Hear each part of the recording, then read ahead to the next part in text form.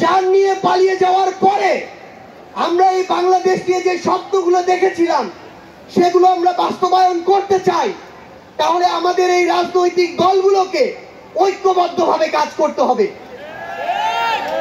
আমাদের যে কোনো একটি বিষয়ে পক্ষে বিপক্ষে কথা থাকবে, যুক্তি তর্ক থাকবে, কিন্তু দিন শেষে যেটা দেশের জন্য, দেশের মানুষের জন্য মঙ্গলকর, আমরা সবাই যেন সেটাতে ঐক্যবদ্ধ হতে পারি। আমরা বিশ্বাস করি আমাদের এই রাজনৈতিক দলগুলোর মধ্যে যদি এই মিউচুয়াল রেসপেক্টটা থাকে, আগামীর বাংলাদেশ হবে অপ্রতিরোধ্য বাংলাদেশ। আমরা আপনাদেরকে অনুরোধ করি, বাংলাদেশের সরকারি যত কর্মকর্তা কর্মচারী আছে তারা যেন আর তাদের দায়িত্ব পালন বাদ দিয়ে তোষামোদীর রাজনীতিতে লিপ্ত না হয়। আমরা অনুরোধ করি বাংলাদেশ পুলিশ নামক যেই প্রতিষ্ঠানটিকে খুনি হাসিনা ধ্বংস করে দিয়েছে, সেই প্রতিষ্ঠানটি যেন কাজের মাধ্যমে তার গৌরবটি আবার ফিরিয়ে আনে। আমরা আপনাদেরকে অনুরোধ করি, সরকারি সকল অফিস আদালত যত কিছু রয়েছে, সে পুলিশ হোক, বিচারক হোক, আমলা হোক, দয়া করে জনগণ থেকে হাত পেতে ওই ঘুষের টাকা নিবেন না।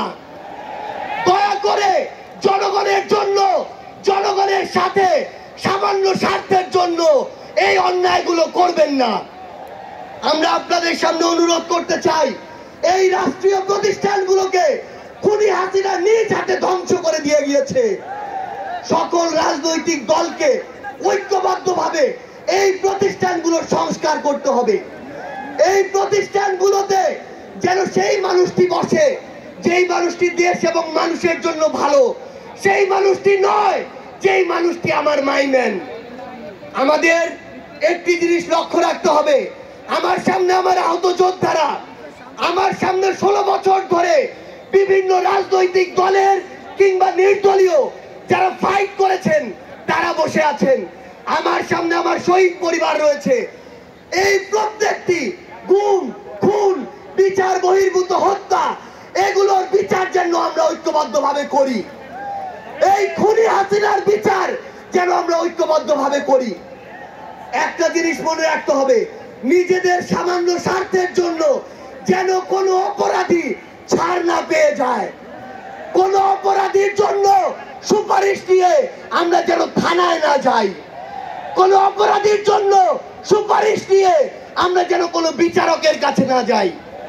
এই নতুন বাংলাদেশে ধ্বজভঙ্গ এই শিক্ষার সিস্টেমগুলো, এই কারিকুলামগুলো আমাদেরকে ঠিক করতে হবে। এই বাংলাদেশকে বাংলাদেশপন্থী হিসেবে গড়ে তুলতে হবে।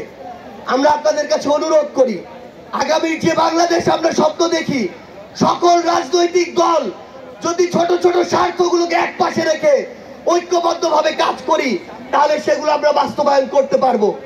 এই মঞ্চ থেকে আমরা যেন এই শপথটুকু নিয়ে যাই, এই ছোট্ট জীবন সৃষ্টিকর্তা যাদেরকে গুরুত্বপূর্ণ দায়িত্বগুলোতে রেখেছেন, এগুলো তাদের কাছে আমানত স্বরূপ।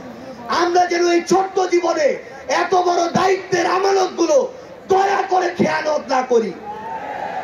আমরা আপনাদের কাছে অনুরোধ করি, আমাদের রাজনৈতিক দলগুলোর মধ্যে কেন্দ্র থেকে ওই একদম গ্রাম পর্যন্ত, রুট পর্যন্ত যেন নিজেদের ভিতরে সুস্থ একটি প্রতিযোগিতা হয়। দয়া করে যেন আমরা কাউকে প্রতিপক্ষ না মনে করি। আমরা যদি যারা বড় রাজনৈতিক দল রয়েছি, ছোটদেরকে ধীরে ধীরে সামনে এগিয়ে যেতে না দেই, তাহলে আমাদের মধ্যে ধীরে ধীরে এমন একটি মানসিকতা আসবে, যেই মানসিকতা হয়তো আমাদেরকে ধীরে ধীরে একটি স্বৈরাচারী আচরণের দিকে নিয়ে যেতে পারে। আমরা যেন সব সময়, আমি সহ আমরা সবাই খুনি হাসিনাকে দেখে যেন শিক্ষা নেই। আমরা আপনাদের কাছে অনুরোধ করি, আগামীর বাংলাদেশকে আমরা ঐক্যবদ্ধভাবে গড়ব। এবং একটা জিনিস শুধু মনে রাখবেন, দিন শেষে দেশ এবং মানুষের স্বার্থকে সবার আগে রেখে যদি আমরা এগিয়ে যেতে পারি, তাহলে আমাদের কাঙ্ক্ষিত বাংলাদেশ সম্ভব। আপনাদের সাথে লড়াইয়ের রাজপথে অথবা বিজয় দেখা হবে। সব সময় বাংলাদেশের এই নতুন আজ যে পার্টিটি জন্ম নিতে যাচ্ছে, সেই পার্টির সাথে থাকবেন, সমর্থনে থাকবেন, দোয়ায় রাখবেন। আপনাদের সাথে আবারও দেখা হবে রাজপথের সংগ্রামে অথবা বিজয়ে। ধন্যবাদ সবাইকে।